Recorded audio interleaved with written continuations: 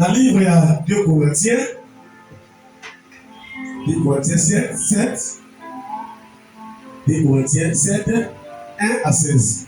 Vous dit, ayant donc de telles promesses, bien aimés, purifions-nous de toute souillure, de la chair et de l'esprit, en achevant notre sanctification dans la crainte de Dieu.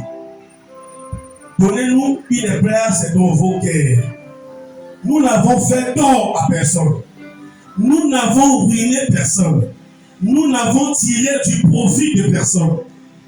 Ce n'est pas pour vous condamner que je parle de la sorte, car j'ai déjà dit que vous êtes dans nos cœurs, à la vie et à la mort. J'ai une grande confiance en vous. J'ai tout sujet de me glorifier de vous. Je suis rempli de consolation. Je suis comblé de joie au milieu de toutes nos tribulations. Car depuis notre arrivée en Macédoine, notre chair n'a aucun repos. Nous étions affligés de toutes manières. Lutte au dehors, crainte au dedans. Mais Dieu qui console ceux qui sont abattus nous a consolés par l'arrivée de Tite. Et non seulement par son arrivée, mais encore par la consolation que Tite lui-même ressentait à votre sujet. Il nous a raconté votre ardent désir, vos larmes, votre zèle pour moi, en sorte que ma joie a été d'autant plus grande. Quoi je vous ai attristé par ma lettre, je ne m'en réponds pas. Et si je m'en suis repenti, car je vois que cette lettre vous a attristé. Bien que momentanément, je me réjouis à cette heure, non pas de ce que vous avez été attristé, mais de ce que votre tristesse vous a porté à la repentance. Car vous avez été attristé selon Dieu, afin de ne recevoir de notre part aucun dommage. En effet, la tristesse selon Dieu produit une repentance.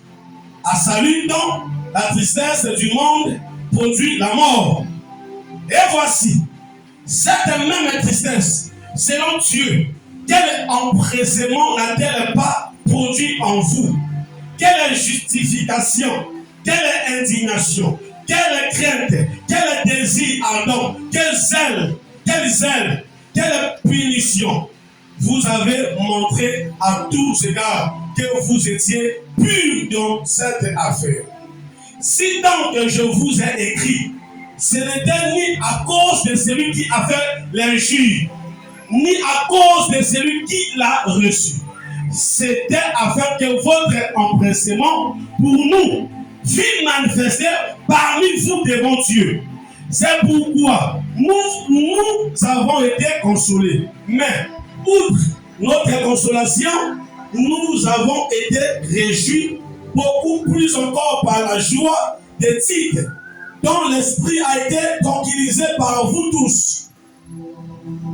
Et si, devant lui, je me suis un peu glorifié à votre sujet, je n'en ai point eu de confusion. Mais comme nous vous avons toujours parlé selon la vérité, ce dont nous sommes glorifiés auprès de Tite, c'est trouvé être aussi la vérité.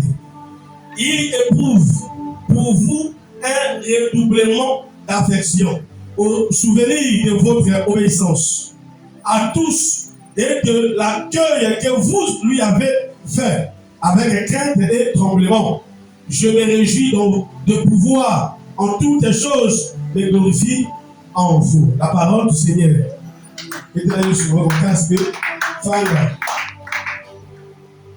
Je pense que verset Zamolaï, par la grâce de Dieu, quand on met quelques parties, quelques versets, pour leur expliquer. La conséquence là, qu'elle est trop libre la parole, ce qui est beaucoup là. Nous sommes son gagnant pour comprendre le message de parole. Il y a beaucoup de choses. Il y a la parole parce que c'est ça ce qui est important pour nous, l'Église, et surtout pour l'homme de Dieu, pour la verser à tout moment à sortir de la mission. Pour sortir la clé dans l'histoire de l'apôtre Paul. L'apôtre Paul, à ce qu'il a mon compagnon d'œuvre, mon administrateur, la converti. Avant qu'on va la verset premier de lui, ayant donc de telles promesses.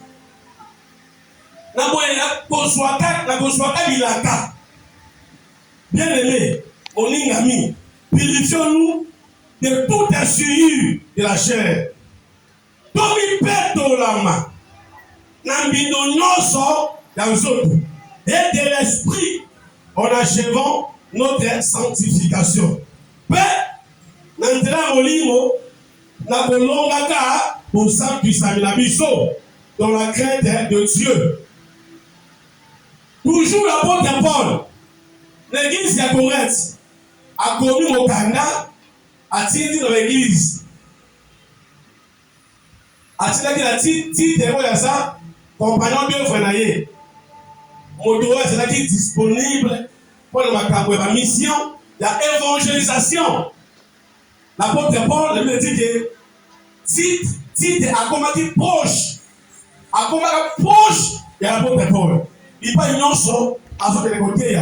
Tite a toujours présent. Il pas une notion l'apôtre Paul a commencé la difficulté. Tite a toujours présent.